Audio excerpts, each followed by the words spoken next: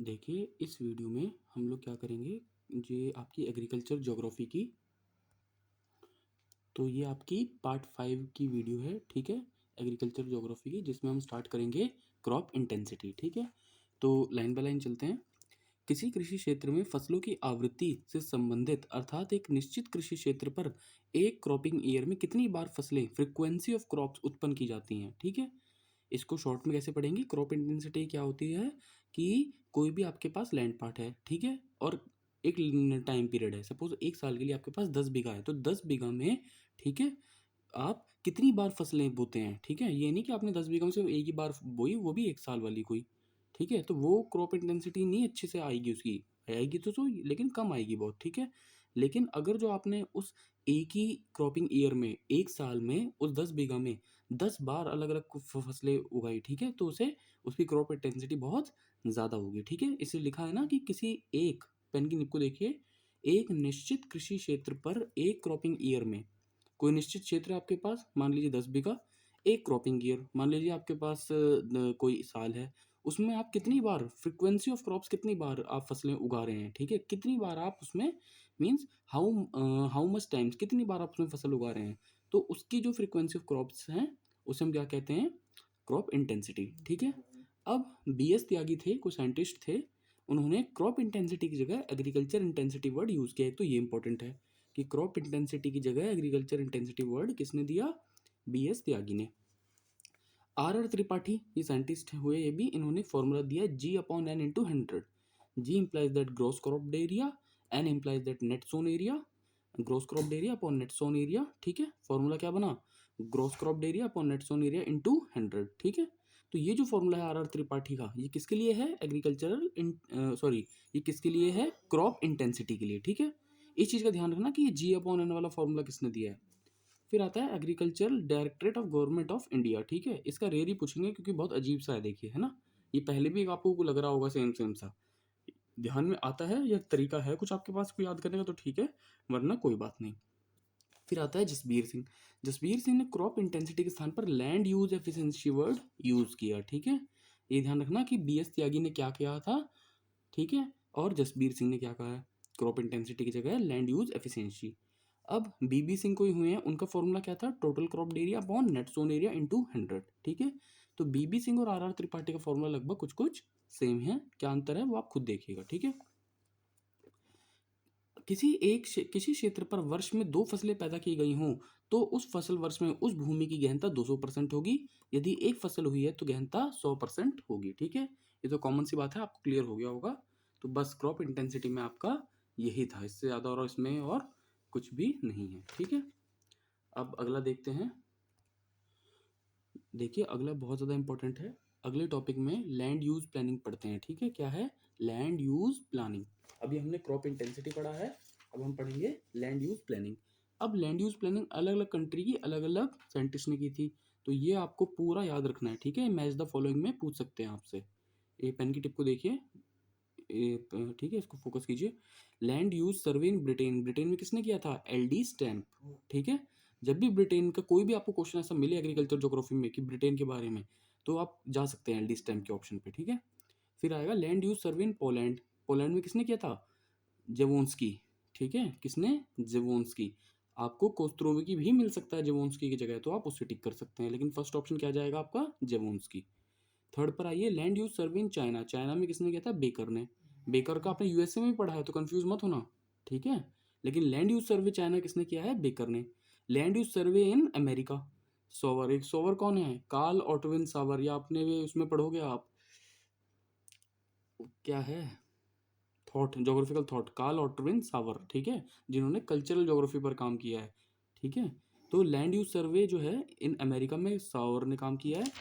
फिर आता है land use survey in India, India में किसने किया है? देखिए, first by Chatterjee in West Bengal, 24 Pargana. ये 24 परगना क्या है? बंगाल का एक वो है, डिस्ट्रिक्ट का नाम है, ठीक है? 24 परगना, ये यहाँ से देखिए, ये जो है ना 24 परगना, ये बंगाल के जिले का नाम है एक, कंफ्यूज मत होना इसमें क्या है 24 परगना। तो सबसे पहले किसने किया था लैंड यूज सर्वे इंडिया में? चटर्जी ने, ठीक है? एक बात का ध्यान रखिएगा, नहीं याद होता ना कि इंडिया में किसने किया था, तो याद चटर्जी, बैनर्जी, ये नाम किनके होते हैं? बंगाली के होते हैं ज़्यादातर, तो इसलिए याद रहेगा आपको, ठीक है? उसके बाद प्रकाश राव ने गोदावरी घाटी, शफी ने भूमि उपयोग किया यूपी का। देखिए यूपी का लैंड यूज सर्वे किसने किया था? शफी ने किया था। ये इंपॉर्टेंट है आपके लिए। प्रकाश राव ने किसका किया था? गोदावरी घाटी का किया था। ठीक है, तो ऐसे आपको ये याद रखने हैं। क्लियर। अब हम चलते हैं नीचे। पीपीयू एक नया टर्म आया है, पोटेंशियल प्रोडक्शन यूनिट। क्या होता है ये कंसेप्ट है एक जो एलडी स्टैंप ने दिया था। ठीक है, भूमि उत्पादकता की तुलना गणितीय आधार पर की जाती है। यानी पोटेंशियल प्रोडक्शन यूनिट क्या है? एक तरीके से भूमि की उत्पादकता अगर जो हमें ज्ञात करनी है तो गणितीय आधार पर करनी चाहिए। ये वाली बात है। किसने कही थी? एलडी स्टैंप ने। तो आपसे कोई पूछ ले कि पोटेंशियल प्रोडक्शन यूनिट एक कॉन्सेप्ट है किसका? एग्रीकल्चरल ज्योग्राफी का। किसने दिया? एलडी स्टैंप ने। ठीक है, किस पर्पस के लिए? भूमि उत्पादकता के तुलना गणितीय आधार पर की जाती है। ठीक है, यानी एग्रीकल्चरल एफिशिएंसी और लैंड यूज प्लानिंग में इसका यूज होता है। ठीक है, फिर आता है carrying capacity of land. Carrying capacity of land भी किसने दिया था? एलडी स्टैंप ने दिया था। ठीक है, क्या मतलब है इसका? लिखिए, देखिए लिखा हुआ है मीन्स उस क्षेत्र में निवास करने वाली जनसंख्या के पोषण के लिए आवश्यक उत्पादक सामग्री। कैरिंग कैपेसिटी ऑफ लैंड का मतलब है कि मान लीजिए कोई एरिया है, उसका टोटल एग्रीकल्चर लैंड जो है वो है 10 बीघा। ठीक है, कोई एरिया जो है उसका टोटल एग्रीकल्चर लैंड है 10 बीघा। वैसे वो एरिया 50 बीघे का है, लेकिन सिर्फ 10 बीघा पे ही खेती की कर सकते हैं। 10 बीघा पर जनसंख्या रह रही है। ठीक है, सॉरी 20 बीघा पे जनसंख्या रह रही है, 30 हो गया। और रह गया आपका क्या? 20। 20 में से 10 पे आपने ट्रांसपोर्टेशन का, रोड और रेलवेज का काम किया हुआ है। 10% थोड़ा ऐसा है जहाँ पर थोड़ा बहुत पानी वानी तालाब वालाब है। तो कैरिंग कैपेसिटी ऑफ लैंड कितनी है? 10% ही है ना। तो उस 10% का जनसंख्या के भरण पोषण के लिए क्या आवश्यक उत्पादक सामग्री हो रही है? तो ये सब चीज चेक की थी एलडी स्टैंप ने कैरिंग कैपेसिटी ऑफ लैंड को लेकर के। ठीक है, तुलनात्मक लाभ की संकल्पना का प्रतिपादन डेविड रिकार्डो ने किया था। बहुत ज्यादा इंपॉर्टेंट लाइन है। तुलनात्मक लाभ का सिद्धांत क्या होता है? तुलनात्मक लाभ का सिद्धांत का मतलब होता है कि एक तरीके से आपको transport cost, production cost, labour है ना, मार्केट, इन सब को रिड्यूस करने के बाद आपको कंपैरेटिवली कितना प्रॉफिट गेन कर रहे हैं। तो तुलनात्मक लाभ का सिद्धांत पर आधारित आपका एक सिद्धांत है। कौन सा? वॉन थ्यूनेन का कृषि अवस्थिति सिद्धांत।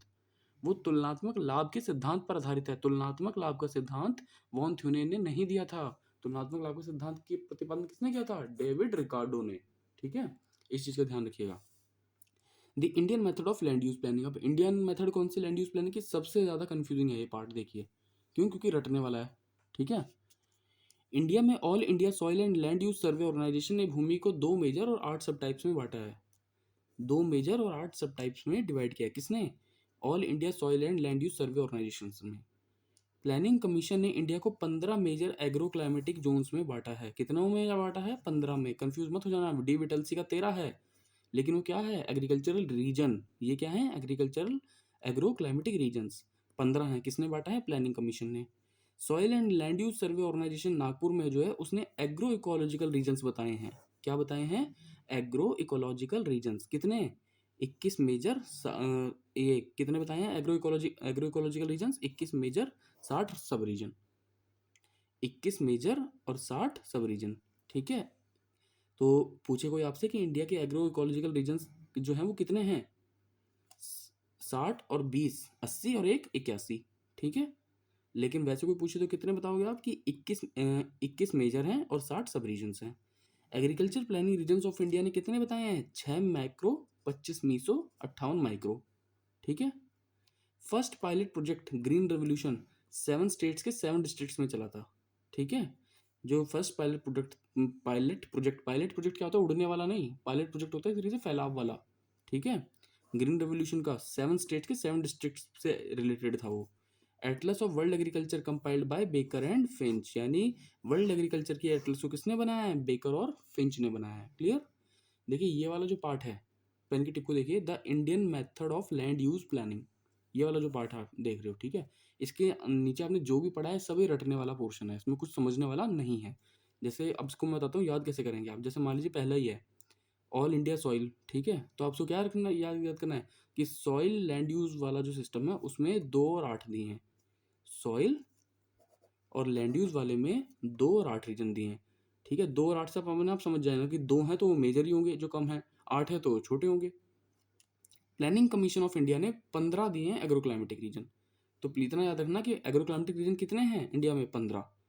और अदर साइंटिस्ट ने भी दिए हैं लेकिन उसका जिक्र तो नहीं है यहाँ पर। तो मेन क्या है? प्लानिंग कमीशन मेन होगा, इसीलिए उनको छोड़ो, सिर्फ इतना याद रखना एग्रो क्लाइमेटिक रीजन कितने हैं इंडिया में? 15। फिर याद रखना कि एग्रो इकोलॉजिकल रीजन्स कितने हैं इंडिया में, 21 बड़े हैं 60 छोटे हैं। किसने दिया है वो छोड़ो। एग्रो इकोलॉजिकल रीजन्स कितने हैं, 21 बड़े हैं 60 छोटे हैं। फिर प्लानिंग ऑफ रीजन्स ने कितने एग्रीकल्चर बता, agriculture planning region of India, ठीक है, 6, 25, 28, ये आपको याद करना ही पड़ेगा। ठीक है, बार बार रटना ही पड़ेगा आपको, क्योंकि डायरेक्ट क्वेश्चन आ जाता है कि the planning regions of India are divided into 6, 25, 58, 8, 26, 30, ऐसे करके आ जाता है। तो आपको सही ऑप्शन टिक करना है कि 6, 25 की, ये 6, 25 और 58 वाला ऑप्शन होना चाहिए। ठीक है, तो ये थे आपके लैंड यूज प्लानिंग और एग्रीकल्चरल इंटेंसिटी। ठीक है, ये एज ए क्रॉप इंटेंसिटी मैंने आपको दो चीज कराई इसमें। क्लियर। अब देखिए इसमें ना, इसमें एक चीज की पॉसिबिलिटी और है, वो क्या है कि हम लोग इसी वाली सीरीज में सिद्धांत भी पढ़ लेते हैं थोड़े से। ठीक है, कि कौन कौन से फेमस सिद्धांत रहे हैं एग्रीकल्चरल ज्योग्राफी में। तो सबसे पहला आता है आपका बेकर का सिद्धांत। ठीक है, मेन पॉइंट्स पर आइए, सीधा पेन की टिप को फोकस रखिएगा। अमेरिका के कृषि अर्थशास्त्री थे। देखो सारे ही पॉइंट काम के हैं, बहुत ध्यान से सुनना। बेकर के बारे में पहला क्या है कि अमेरिका के एग्रीकल्चरल इकोनॉमिस्ट थे। इनका सिद्धांत किस नाम से जाना जाता है, शस्य स्वरूपों की प्रधानता, यानी शस्य जो मीन्स क्रॉप, क्रॉप के जो स्वरूप हैं, अलग अलग पैटर्न्स हैं, उनकी प्रधानता को पढ़ना। ठीक है, ये इनकी थ्योरी है, पूछ सकते हैं आपसे थ्योरी का नाम। और बेकर कहाँ के थे, अमेरिका के थे। शस्य प्रधानता के आधार पर कृषि मंडल का निर्धारण किया। इन्होंने क्या किया, एग्रीकल्चरल जोन बनाए थे, याद रखना, कृषि मंडल का निर्धारण किया था। ठीक है, शस्य प्रधानता के आधार पर यूएसए के कृषि फार्मों को, यूएसए के थे तो जाहिर सी बात है यूएसए में स्टडी की थी, 12 प्रकारों में, कितने प्रकारों में, 12 प्रकारों में बांटा, बाद में 812 सब एग्रीकल्चर रीजन्स दिए। अब आपसे ये क्वेश्चन कर सकते हैं लोग कि शस्य प्रधानता का जो एग्रीकल्चर जोन निर्धारित किए हैं, ठीक है, बेकर ने, तो उन्होंने यूएसए के एग्रीकल्चर फार्म्स को कितने टाइप में बांटा था। ठीक है, तो अब ऑप्शन में क्या आएगा, 12,812, कोई और डिजिट दे देंगे। तो इस चीज का ध्यान रखना है कि बेकर का कितना है, 12 प्रकार दिए थे, बाद में इनको इन्होंने 812 सब एग्रीकल्चर रीजन में डिवाइड कर दिया था। ठीक है, 12 और 812। बेकर ने कृषि पेटी के स्थान पर शस्य स्वरूपों की प्रधानता या मार्ग के आधार पर शस्य श्रेणी का विकास किया। बेकर ने क्या काम किया था कि कृषि पेटी नहीं बताई वॉन थ्यूनेन की तरह। ठीक है, जैसे वॉन थ्यूनेन ने कृषि बेल्ट बताई थी, वो ना बताकर क्या करा, शस्य स्वरूपों की प्रधानता, यही जो इनका सिद्धांत है ऊपर, है ना, या मार्गों के आधार पर, मार्ग मीन्स जो ट्रांसपोर्ट रूट्स होते हैं, उनके आधार पर शस्य क्रॉप किस तरह से क्रॉप सीरीज होनी चाहिए वो बताया था। ठीक है, बेकर ने कुल 6 एग्रीकल्चर सीरीज बताई थी। कितनी बताई थी, सबसे इंपॉर्टेंट, 6 बताई थी। जैसे आप वॉन थ्यूनेन में बेल्ट पढ़ते हैं ना, कितनी बेल्ट है, वैसे ही ये पूछ सकते हैं बेकर ने कितने एग्रीकल्चर सीरीज बताई थी। देखिए यहाँ पर बेल्ट का जिक्र नहीं है, बेल्ट का जिक्र कहाँ है, वॉन थ्यूनेन में है, जो गोल गोल से उन्होंने पट्टियां बताई हुई हैं। यहाँ पर क्या है, एग्रीकल्चरल जोन है या एग्रीकल्चरल सीरीज है। ठीक है, सीरीज और बेल्ट में फर्क होता है। तो बेकर ने 6 एग्रीकल्चर सीरीज बताई हैं, जो सीरियल वाइज आपको याद होनी चाहिए, मोस्ट इंपॉर्टेंट। ठीक है, ये मोस्ट इंपॉर्टेंट है, जो आपको याद होनी चाहिए। क्यों, ये आपको ऐसे पूछ लेंगे कि बेकर ने जो पेटी बताई थी, श्रेणियां बताई थी या सीरीज बताई थी, कुछ भी, उसमें फोर्थ में क्या कहा था, फिफ्थ में क्या कहा था उन्होंने। ठीक है, तो एक बार हम इसको जल्दी जल्दी से कर लेते हैं। फर्स्ट क्रॉप सीरीज में डिमांड बेस्ड क्रॉप होती है। डिमांड बेस्ड क्रॉप कौन सी होती है, जिनकी सबसे ज्यादा डिमांड होती है, जैसे दूध हो गया आपका, सब्जी होगी, है ना, तो इसकी सबसे ज्यादा डिमांड होती है। सेकंड में आइए आपका, सेकंड में खाली सेकंड क्रॉप से लिखिए, ऐसी फसलें जिनमें प्रति इकाई मूल्य पर उत्पादन भार कम होता है तथा ये फसलें केवल स्थानीय मांग की पूर्ति के लिए ही उगाई जाती हैं। कहने का मतलब है ऐसी फसलें जो आपकी लोकल डिमांड को ही पूरा करें, ऐसे नहीं इनको बहुत दूर तक ले जाना है हमें, या बहुत दूर तक हमें इनको पहुंचाना है। ठीक है, तो इसमें ऐसी फसलें आती हैं जिनका पर यूनिट प्राइस जो होता है, ठीक है, प्रति इकाई मूल्य पर उत्पादन भार कम होता जाता है। ठीक है, ये याद रखना है। और दूसरी बात क्या, कि लोकल डिमांड्स को जो पूरा करती हैं खाली। ठीक है, थर्ड सीरीज पे आइए, सीजनल क्रॉप जिसमें उत्पादन में अन्य कारकों के अलावा श्रमिक मांग पूर्ति पर अधिक निर्भर होता है। ठीक है, कहने का मतलब है जो लेबर बेस्ड क्रॉप होती हैं, लेबर बेस्ड क्रॉप्स कौन सी होती हैं आपकी, जिसमें श्रम की ज़्यादा मांग होती है। ठीक है, जैसे गन्ना हो गया, बहुत ज़्यादा श्रम की मांग होती है। सीजनल क्रॉप्स, जिसमें सीजनल क्रॉप्स मतलब ऐसी सीजनल क्रॉप जिसमें श्रम की सबसे ज़्यादा मांग या पूर्ति पर आधारित होती हैं। तो ये हो गया आपका। ठीक है, थर्ड फोर्थ बेल्ट पर आइए, सिर्फ क्रॉप कॉम्बिनेशन, बस क्या कॉम्बिनेशन था क्या नहीं था वो छोड़िए, सिर्फ इतना था क्रॉप कॉम्बिनेशन। फिफ्थ में क्रॉप डाइवर्सिफिकेशन। सिक्स्थ में फार्म एग्रीकल्चर, अधिवासियों से दूर बड़े बड़े फार्मों में खेती करना। जैसे आपने कॉन्सेप्ट देखा ना कि वी हैव एग्रीकल्चरल फार्म्स, तो एग्रीकल्चर फार्म्स में क्या देखा आपने, बहुत बड़े बड़े खेत होते हैं, उनमें झोपड़ी झोपड़ी जैसे घर बने होते हैं, उन्हीं घरों में ट्रैक्टर खड़े होते हैं, वो लोग रहते भी हैं किसान। तो ये वाली उन्होंने 6 सीरीज में बताई बेकर ने अमेरिका में, ठीक है, कि बड़े बड़े एग्रीकल्चर फार्म होंगे जहाँ पर अधिवास भी होंगे और खेती का भी काम किया जाएगा, ठीक है। तो अब आपसे कोई शॉर्ट में इनको कहिए 6 की 6 सीरीज याद करने हो तो कैसे याद करोगे आप? सबसे पहले डिमांड बेस्ड क्रॉप, बस इतना रखना कि डिमांड पे जो बेस है। सेकंड लेवल पर जो पर यूनिट प्राइस, ठीक है, जिनका वेट के हिसाब से पर यूनिट प्राइस जो है, जो उत्पादन भार है, प्रोडक्शन जो वेट है वो कम होता है, ठीक है। या इतना याद रखिए चलिए कि प्रति इकाई मूल्य पर भार कम, और दूसरा लोकल डिमांड को पूरा करें, बस, ठीक है। थर्ड पर आ जाना सीजनल क्रॉप जिसमें लेबर बेस्ड, बस, सीजनल क्रॉप जिसमें लेबर बेस्ड होती हैं। फोर्थ में कॉम्बिनेशन, सिक्स्थ में डाइवर्सिफिकेशन, और सॉरी फोर्थ में कॉम्बिनेशन, फिफ्थ में डाइवर्सिफिकेशन, और सिक्स्थ में आपका एग्रीकल्चरल फार्म्स, बस, ठीक है। तो ये आपका एक सिद्धांत कंप्लीट हुआ है। तो ये आपको अच्छे से पता होना चाहिए कि बेकर ने क्या दिया था, कौन कौन सी सीरीज बताई थी, ये आपको पता होनी चाहिए। ओके, ठीक है।